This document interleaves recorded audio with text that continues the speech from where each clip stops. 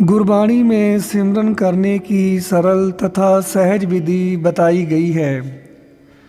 हर का बिलोवना बिलोवो मेरे भाई, सहज बिलोवो जैसे तत न जाई। जिस प्रकार छोटा बच्चा सहज ही माँ को प्यार से मम्मी मम्मी पुकारता है, उसी प्रकार जिज्ञासु ने भी गुरु मंत्र का सहज में शांति से, अदब से, भय भावना सहित प्यार से एकांत में सिमरन करना है। इस क्रिया में श्रद्धा भावना तथा प्यार से सहज सहज से धीमी धीमी आवाज़ में गुरु मंत्र का रटन अथवा जाप करना है। गुरु मंत्र के अक्षर पर ध्यान टिकाना है तथा अपनी ही धीमी आवाज़ को अपने कानों द्वारा सुनना है। इस प्रकार करने से मन की वृत्तियाँ एक केंद्र अथवा गुरु मंत्र पर केंद्रित होती जाएंगी। आँखें बंद होंगी तो मन बाहरी असर नहीं लेगा। जिह्वा गुरु मंत्र के रटन में लगी रहेगी। कान गुरु मंत्र बोलते हुए अपनी ही आवाज़ सुनेंगे।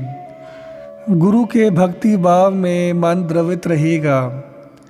सिमरन की यह प्रक्रिया गुरुमुख प्यारों की संगत अथवा साथ संगत में सरल हो जाती है। हर का नाम ध्याइए, सतसंगत मेल मिलाए। प्रभु का सिमरन साध कै संग, गुण गोबिंद नित गाइए, साध संग मिल ध्याइए। मन तन प्रभु आराधिए, मिल साध समागे।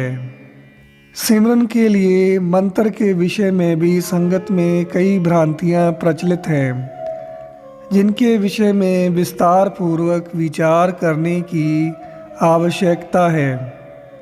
इस स्थूल संसार में मंत्र का प्रगटाव अक्षरों, बोली तथा आवाज़ द्वारा होता है, पर इस स्थूल आवाज़ के पीछे कोई सूक्ष्म आवाज़, इनएफेबल साउंड भी है। वैज्ञानिकों की खोज के अनुसार सभी स्थूल वस्तुएं भिन्न भिन्न सूक्ष्म तत्वों के मेल से बनी हैं।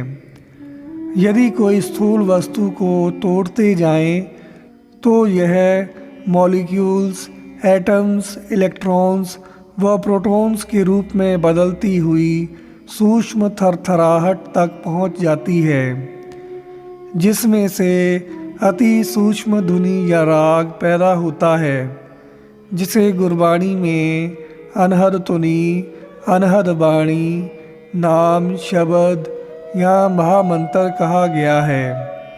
यह अनहद तुनि हमारे शारीरिक कानों से नहीं सुनी जा सकती, क्योंकि यह तो त्रय गुणों से दूर इलाही मंडल की अति सूक्ष्म आवाज़, अबोल बोली या वाणी है, जो केवल अंतरात्मा में अनुभव द्वारा ही सुनी जा सकती है तथा अटूट व सदैव बज रही है।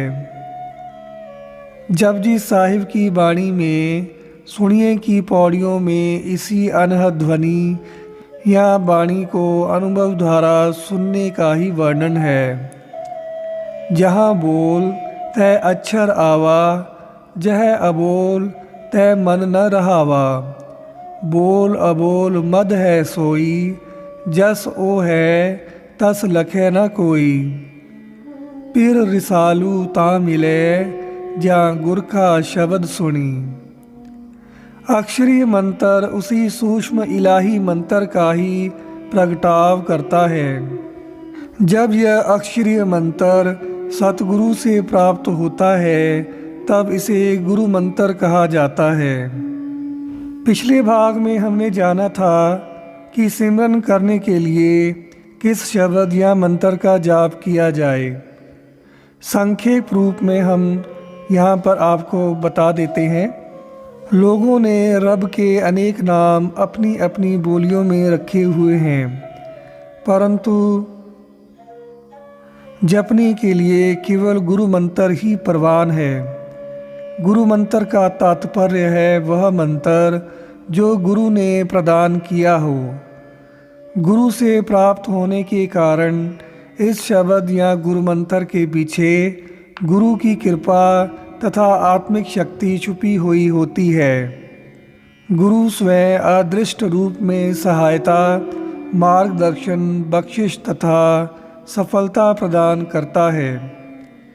गुरु मंत्र केवल अक्षर ही नहीं होता।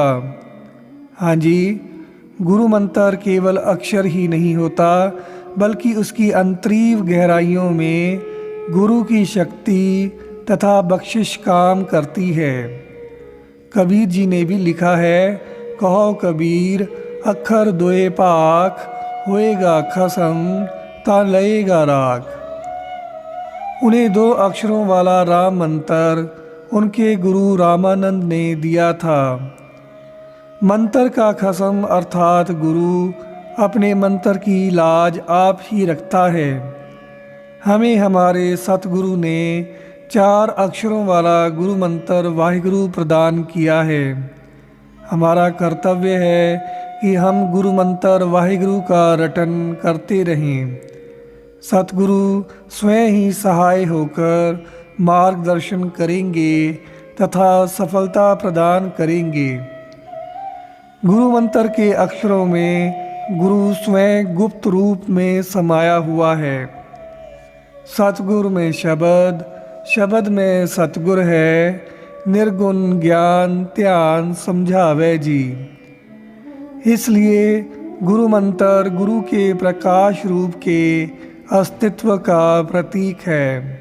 कोई भी अक्षरों वाला मनोकल्पित मंत्र अथवा सुना सुनाया, पढ़ा पढ़ाया या बताया हुआ मंत्र तो हो सकता है, परंतु गुरु मंत्र नहीं कहला सकता।